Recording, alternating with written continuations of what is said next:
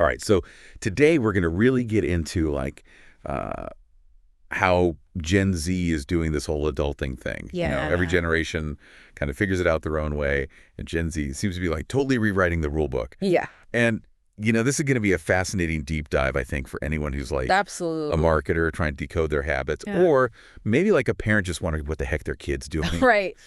Or even if you're just like fascinated by like societal shifts and like how things are changing, this is Absolutely. Yeah. going to be a great deep dive for Yeah. you. So the report that we're basing this on is called Gen Z Adulting Profiles 2025. Okay. And it's super interesting. But Yeah. even before we get into the like specifics of that, I think we need to talk about like this elephant in the room, which is their growing economic power. Absolutely. By 2025, they're going to make up like a quarter of Asia's population. Yeah.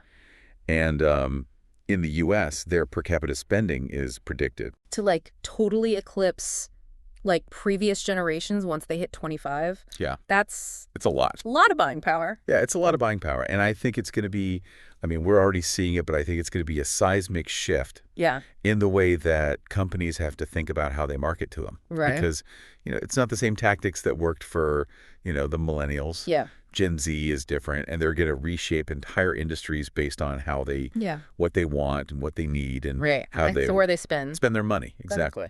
Exactly. So, yeah, it's a big deal. All right. So let's talk about like these 4 profiles. Yeah. I keep mentioning them. Okay.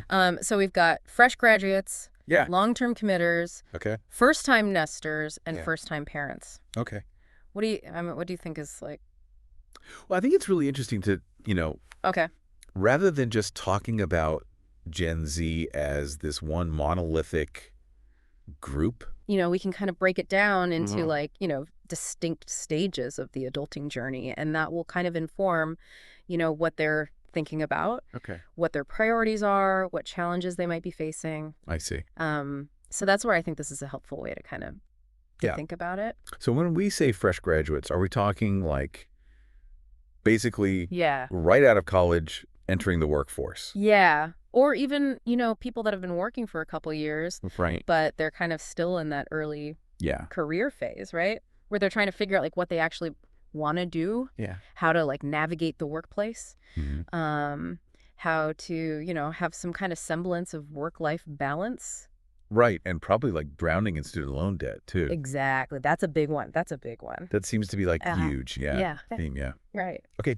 What about long-term committers? Is that like? So that's more about like the people who are starting to think about like, okay, marriage and like, settling down. Right. But the thing is like, they're not necessarily doing it on the same timeline as previous generations. Right. They're really questioning like, what does settling down even mean? Yeah. Like, is it buying a house? Is it getting married? Is it having kids? And it's not necessarily that they're like rejecting those things. Right. But they're just redefining like, okay, what does that look like? Okay. For us in like the 21st century. Yeah. So it's more about like redefining those things rather than outright rejecting them. Okay. So it's like on their own terms.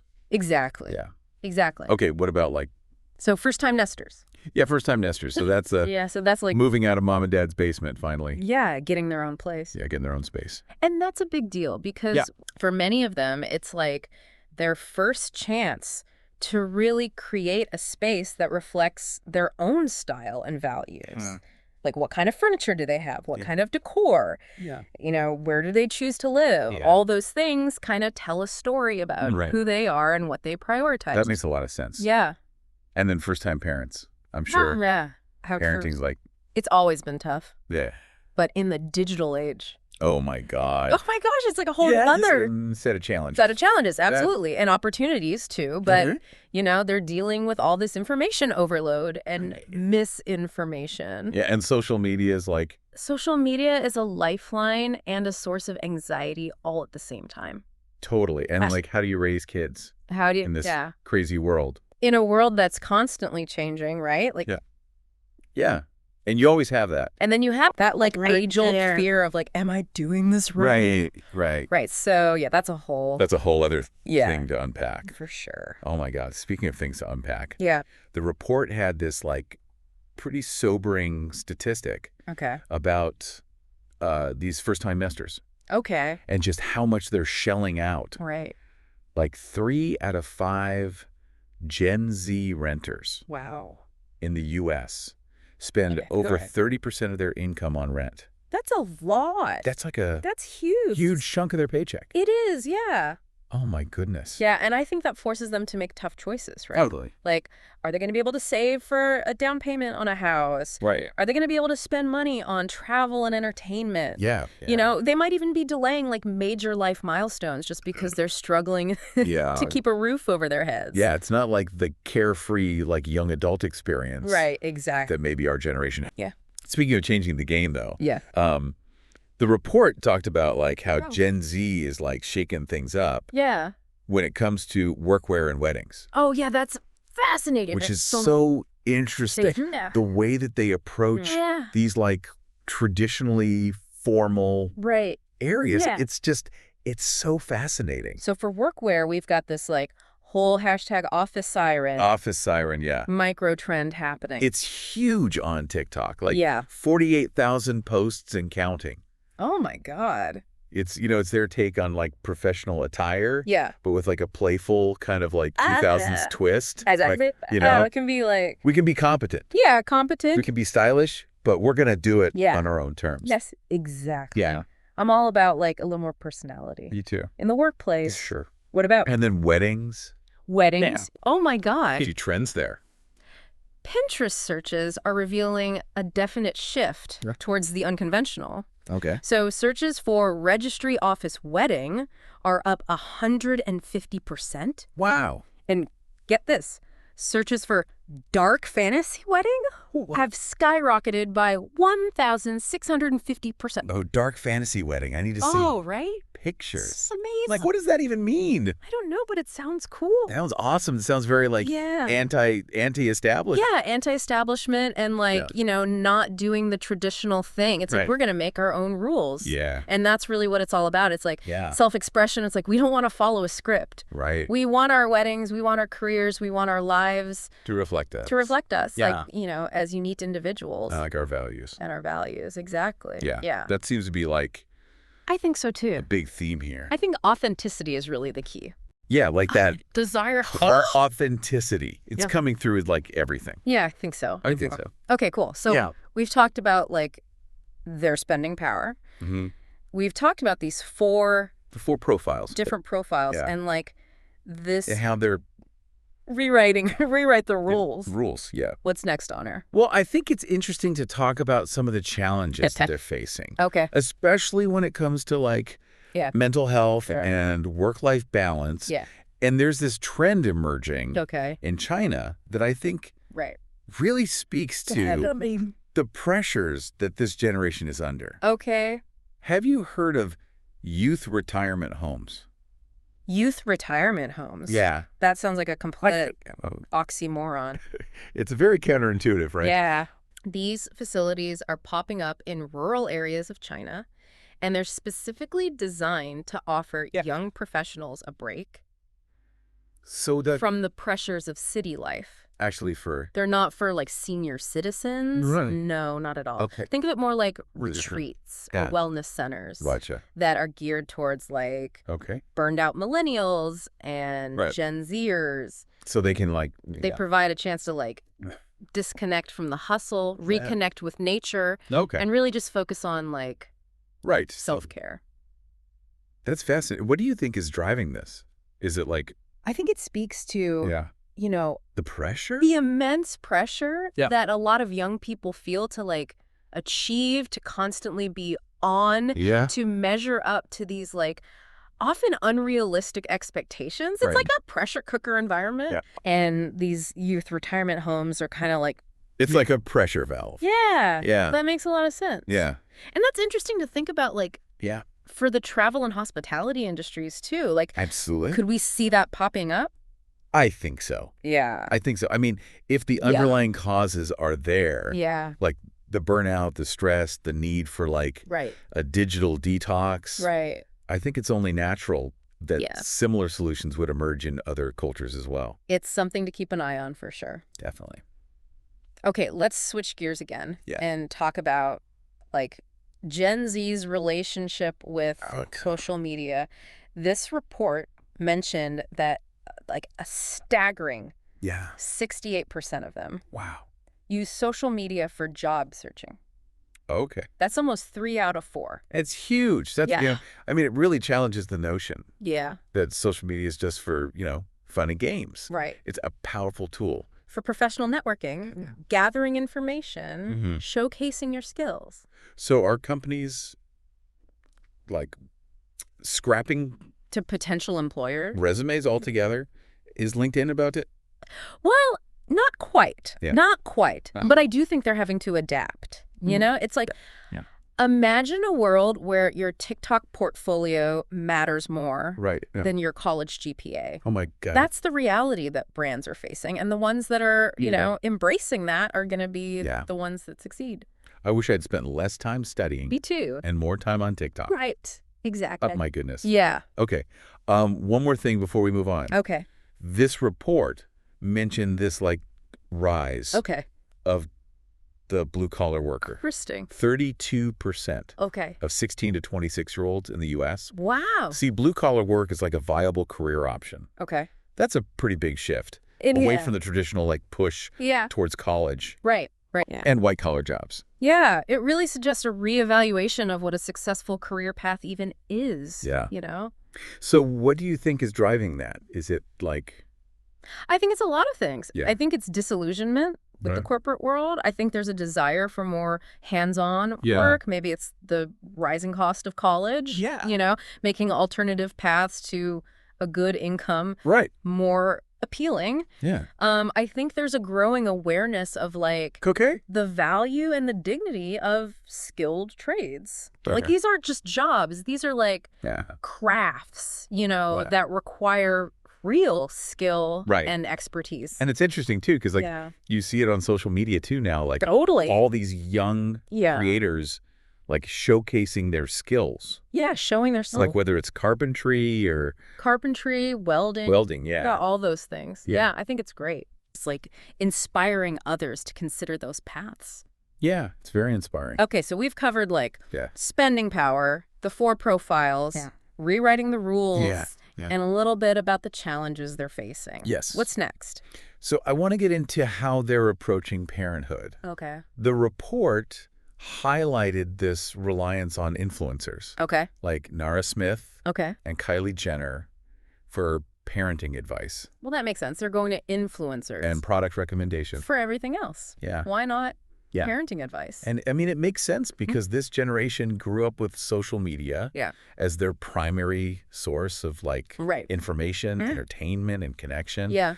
So it's only natural that they would turn to those platforms for support and guidance. Okay, so then how are brands like capitalizing on this? Are we seeing brands are starting to partner with parent influencers, you know, to really reach this demographic authentically. You know, they're recognizing that these influencers hold a lot of sway over their audience's purchasing decisions, especially when it comes to products and services for their children. It's almost like getting a recommendation from a trusted friend. Exactly. But that friend happens to have like millions of followers. And a perfectly curated Instagram feed. Okay, cool. So yeah, it's not just like promoting specific products, but like... It's about creating content that speaks to their values and concerns, offering solutions and support through a medium they're already engaged with. So meet them where they are. Exactly. Speak their language. Speak their language. It seems like a theme here. I think so. This authenticity is like the... It's so important. Magic word. It is. Yeah. Okay, so talk to me about like their values. Well, I think one of the most important takeaways from this report is that understanding Gen Z's values is paramount. Okay, so unpack that for me. Like, what are those? Well, the report highlighted a stat that I think really gets to the heart of it. 92% of Gen Z globally value being true to themselves. So it's not just a trend. It's not just a trend. It's a deeply held value that shapes everything from how they raise their kids to the brands they choose to support. And this emphasis on authenticity extends to like their consumer choices too. Oh, absolutely. Yeah. Absolutely. Okay. Yeah, they're drawn to brands that are transparent, ethical, and genuine. Yeah. They want to see brands walking the walk. Right. Not just talking the talk. You can't just like slap a trendy influencer on a campaign. Nope. And call it a day. They'll see right through it. Yeah. They're smart. Okay. So they want real substance. Yeah. For brands that want to connect with them. Real commitment. It's all about building. It is that trust and like and shared values. Demonstrating those shared values. Yeah. Yeah. Yeah. It's amazing how they're really reshaping the world.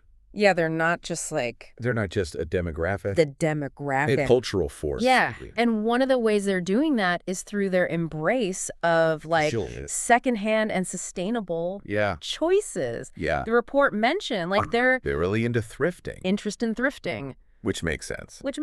Given their financial constraints. Yeah. And their concern for the environment. Right. Yeah. It's their values and their practical needs. Totally. Are kind of converging. Yeah. So thrifting is like this win-win. It is. Yeah. It's good for the planet. It's good for their wallets. Your wallet. Exactly. And it goes beyond just clothing too. Yeah, totally. Yeah. We're seeing it with furniture, electronics. Yeah. Baby gear. Totally. It's like a whole lifestyle shift towards a more circular economy. Okay, so what are the implications then for Well, I think brands that are focused on sustainability and the circular economy, this is like a golden opportunity for them to connect with Gen Z. So it's not just about being... It's not enough to just be green in a superficial way. Yeah. It's about embedding sustainability into the core of your business model. It's got to be real. It's got to be real. Yeah. They could see right through greenwashing tactics. Yeah. They want to see real action, real transparency, real commitment. It's inspiring to see a generation that's I agree. So engaged with this stuff. I think so too. Yeah. Yeah. Okay, cool. So all right, so we've covered a lot of ground. We have covered a lot of ground. They're evolving career paths to sustainable practices. But one last thing. Okay. I want to touch on this whole gamification of everyday life. Yeah, that's a big one. Yeah. The report mentioned that 92% of Gen Z engage with gaming. Oh, my God. In some form. It's more than just a hobby for them. It's a lifestyle. It's a fundamental part of their culture and worldview. Yeah. It's a way of life. It's a mode of communication. Yeah. It's a source of community and connection. And brands are starting to catch on. They are. We even saw IKEA. I know. Gaming furniture collection. Yeah, I mean, it's brilliant. It's so a great example. Indicative of how brands can tap into this passion by creating products and experiences that seamlessly integrate with their lifestyle. It just really speaks to their... It does. It does. This blurring of lines between the digital and the physical, the playful and the practical. Exactly. Yeah. And it's creating some exciting opportunities for innovation. So how can other industries tap into this? Well, I think we're already seeing it with gamified loyalty programs, interactive shopping experiences, even virtual reality activations. It's like the real world is becoming an extension of the games. In a way. Yeah. It is. Okay, cool. Yeah. So before we wrap up this part of our deep dive, let's just quickly recap. Good idea. Those 4 profiles we talked about. Expert speaker. Welcome back to our deep dive into the world of Gen Z. Yes. We've already uncovered some fascinating insights about their approach to adulting from their unique career paths to their embrace of sustainability and their redefinition of traditional milestones. Yeah, it's fascinating how they're kind of forging their own path. Yeah. And in this part, we're going to take an even closer look at their media consumption habits. Okay. Their evolving relationship with technology and how their values are influencing the future of consumerism. Yeah. I'm particularly intrigued by their media habits. Okay. They've grown up with smartphones and streaming services. Are they still glued to their screens 24/7? Yeah. Or are they branching out and exploring different forms of entertainment? That's a great question. And I think the answer, like most things with Gen Z, is it's not so simple. Okay. They are digital natives. Right. There's no doubt about that. Yeah. But we're also seeing this like growing fascination with analog experiences. Analog, you mean like vinyl records? Vinyl records. Film cameras. Actual books. Yeah. Are those really making a comeback? They are. Wow. And it's not just about nostalgia. I think there's a real appreciation for like those tangible, tactile experiences that you just can't replicate in the digital world. So it's like they're yearning for It's like a yearning for a slower, more intentional way of consuming media. Instead of just like the constant scrolling and swiping. Right, exactly. You're like engaging with something. You're engaging with something physical, something real. I can see the appeal of that. Yeah, me too. It's almost like a digital detox. It is. For your entertainment choices. It is. So are they like ditching their smartphones altogether, trading Netflix for... Not quite. Yeah. Not quite. I think it's more about finding a balance. Okay. You know, they're still active on social media. Right. They still stream their favorite shows. Right. But they're also carving out the space for these analog experiences. It's like they're curating their own media landscape. I think so. Yeah. Yeah. It's really interesting. It challenges those like stereotypes of Gen Z as like... Of just being completely absorbed in the digital world. Absorbed in the digital world, yeah. They're clearly more complex. They are. Yeah. Speaking of complex relationships. Yeah. Let's talk about technology. It's like such an integral part of their lives. It is. But how is that relationship like evolving? Yeah. Are they becoming more critical of technology's impact? I think. Or are they like embracing it? It's a bit of both. Okay. You know, they're incredibly tech savvy. Right. But I think they're also becoming more aware of the potential downsides of constant connectivity. Like the pressure to present this like perfect life on social media. Pressure to be perfect. Yeah. Or feeling like tethered to your phone 24/7. Yeah, exactly. So are they like deleting all their social media, throwing their smartphones in the ocean? Not exactly. Okay. But they are exploring ways Yeah. to manage their tech use in a healthier way. So give me some examples. What are they doing? Well, some are experimenting with digital detoxes. Okay. Taking breaks from social media, putting their phones away for a few hours each day, or even going on tech-free vacations. Wow. Others are using apps that block distracting websites. Right. Or track their screen time. So it's like they're taking control of their digital lives rather than letting technology control them. Yeah. Yeah. That's great. It's a good lesson for all of us. It's a valuable lesson, I think, for all of us. Okay, let's switch gears. Okay. And talk about consumerism. Okay. Gen Z has this like reputation for being more socially and environmentally conscious than previous generations. Mm-hmm.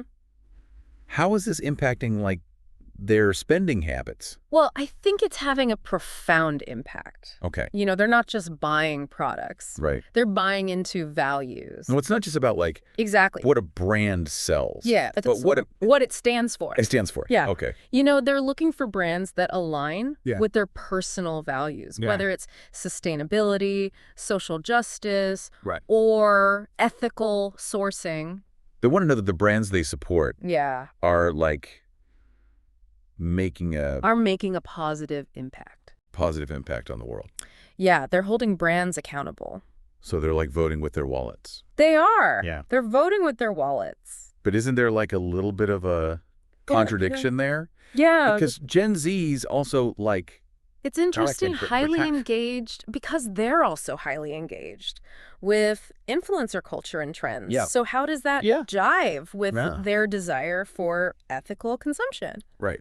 Exactly. And it's a valid point. And I think it highlights the complexity of their consumer behavior. Right. You know, they're not immune to the allure of trends and, you know, the desire for the latest and greatest. Yeah. But they're also becoming... more discerning about where they spend their money. So it's not a black and white issue. It's not. Yeah. It's very nuanced. It's about finding that balance between their love of trends and their commitment to... Yeah, it's about finding that balance. Ethical consumption. Yeah. Yeah. What does that mean for like... Well, I think it's... brands. Like how can they connect...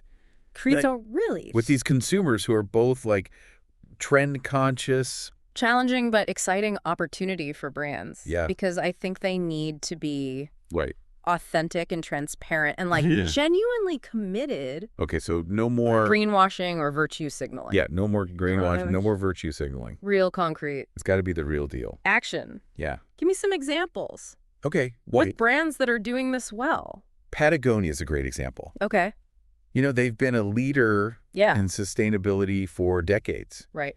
And their commitment to environmental activism is like deeply ingrained in their they're not just selling brand identity. Outdoor gear. Yeah, they're selling a way of life. Yeah, a philosophy. Yeah, philosophy. Okay, what about other industries? Yeah. Like, are there examples in like fashion beauty? So in fashion, you've got brands like Everlane and Reformation that are gaining a lot of popularity for their transparent supply chains and their commitment to ethical production.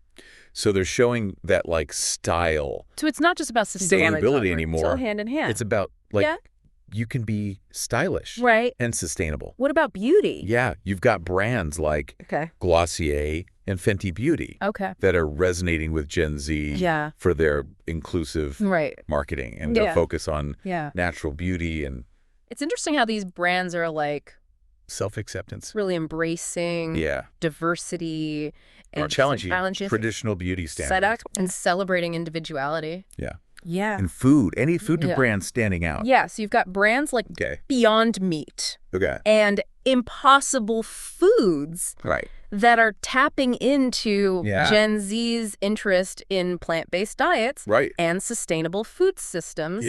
They're offering these delicious and innovative alternatives to traditional meat products. So Gen Z is really driving this shift. Yeah, they're driving a real shift. More conscious consumption. Towards more conscious consumption. Across all industries. It's inspiring to see that. It is. Okay, so we've covered a lot of ground in this part of our deep dive. Yeah. We've explored their evolving media habits, their relationship with technology, and their impact on consumerism. Yeah, it's been a fascinating journey. It has to their world. And in the final part of our deep dive, we're going to explore. We're going to get into how brands can effectively connect with this, like effectively connect influential generation with this influential generation, and like what it takes to win them over. What does it take? I can't wait to hear more. Yeah, it should be good. Stay tuned for part 3. All right. Welcome back to the deep dive. Yeah. We spent the last 2 parts of this episode like exploring this fascinating world of Gen Z, how they're changing the game when it comes to adulthood. Yeah, it's been a fascinating journey. It has been. Hopefully. We've uncovered like a lot about their values, their challenges, and their impact on like everything. Their impact. From the workplace to like consumer culture. Yeah. It's been a whirlwind of insights. It has. But now I think we get to like the $1 million question. The big question. How can brands effectively connect with this generation? Yeah. I'm ready. Give it to me. Lay it on me. All right, let's break it down. Let's distill those key takeaways into some actionable strategies. Okay, so big picture. Okay. What is the overarching theme that brands need to grasp about? I think if I had to sum it up in one word, it would be authenticity. Okay. Gen Z has a radar for anything that feels fake or forced. Yeah. They want to connect with brands that share their values and speak their language. So it's not enough to just like... It's not enough to just... Throw a trendy influencer. Throw an influencer on a campaign. And call it a day. No. Nope. Okay. They're looking for substance, not just style. Yeah. Brands need to walk the walk. Not just talk the talk. So that's like the foundation. That's the foundation. But give me some like tangible strategies. Okay. What can brands... Well, I think one powerful approach is embracing user-generated content. Oh, user-generated content. Okay. Gen Z is so creative and expressive. Yeah. And they love sharing their experiences online. So by encouraging them to create content related to your brand. You're tapping into their authentic voices. and giving them a platform. It's like you're turning your customers into... You are. Yeah. You're turning them into brand ambassadors. Brand ambassadors? Yeah. Okay, cool. What else? Another crucial strategy, I think, is prioritizing social responsibility. Okay, social responsibility. Yeah. Gen Z cares deeply about social and environmental issues. Yeah. And they expect the brands they support to care too. Okay, so by supporting causes, it's about that align with their values. Aligning your brand with a purpose. Exactly. That resonates with. It's about showing. Yeah. Not just telling that you care. About the things that matter to them. Okay, so. And it goes beyond just like. It's more than just like writing a check. Writing a check to a charity. Yeah. It's about embedding social responsibility into the core. And making a difference while you do business. Exactly. Yeah. Exactly. And don't underestimate the power of... And transparency. Transparency. Right. And Gen Z values. Yeah. Honesty and openness.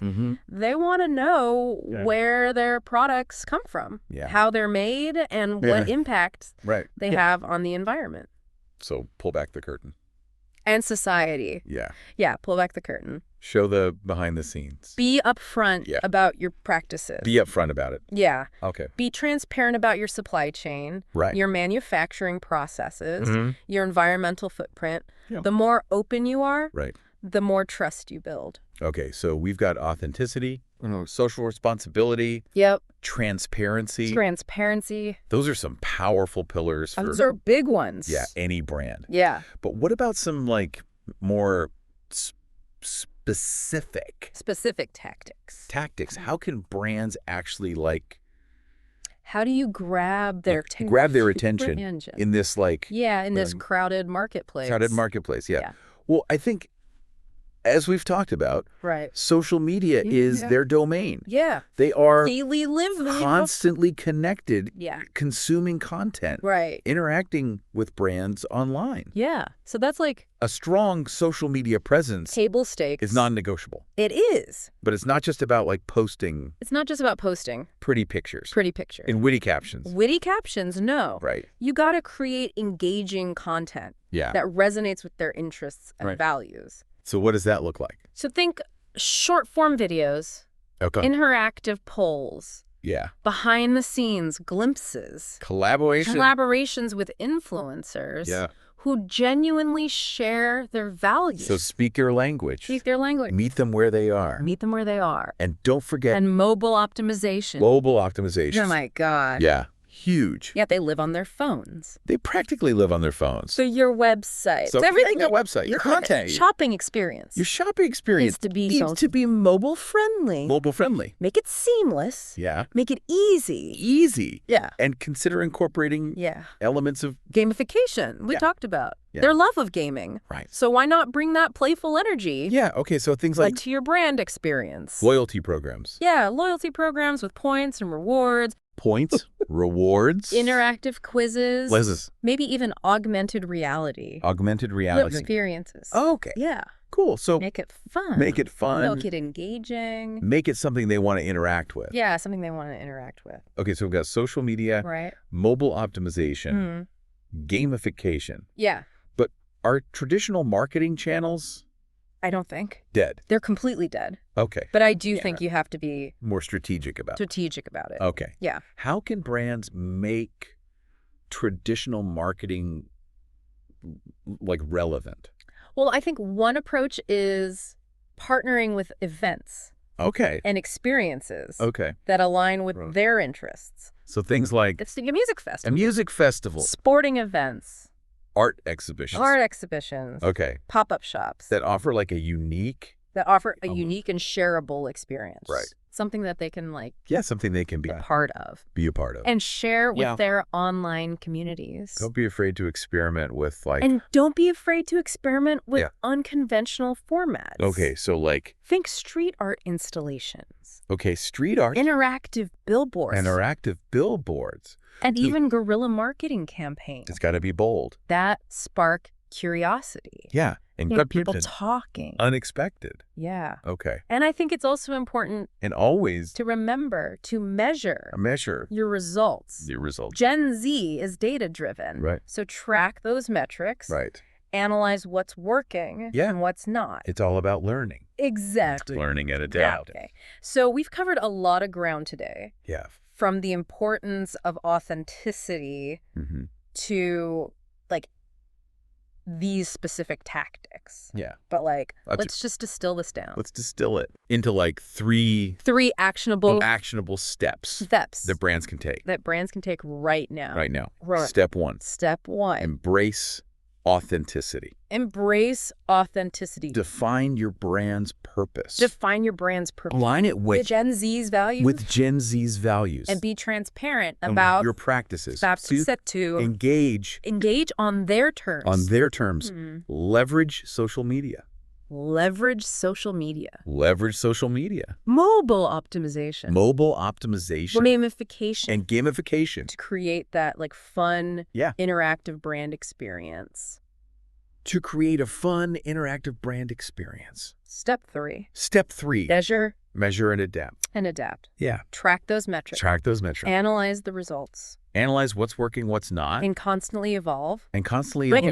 Your approach to stay ahead of the curve. I love those are three solid steps. That any brand can use to help connect. Yeah. This influential generation. It's been like an incredible journey. It has been. Exploring the world of Gen Z. It's been a pleasure. And how they're shaping the future of adulthood. Their world. Yeah. Yeah. To all the brands out there listening. Take note. Gen Z is here. They're here, they're vocal. And they're ready to engage. Brands that share their values. And speak their language.